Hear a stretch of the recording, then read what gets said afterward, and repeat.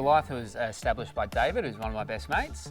He's an electrician and basically was installing for big solar sales companies back in 2012 and watched them all disappear. So obviously by them disappearing, he lost a lot of money. He wasn't paid for his installation work. So like most young ambitious blokes, he thought, stuff the big solar companies, I'm going to start up my own electrical business and specialise in solar and take on the big guys, hence the name David and Goliath.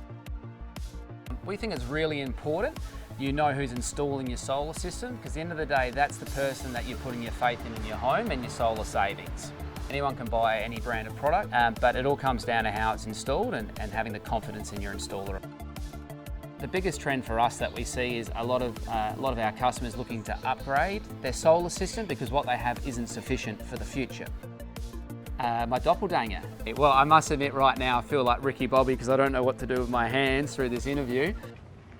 I'm not sure what to do with my hands. Be good just to hold them down by your side. Yeah, great. Trends moving forward.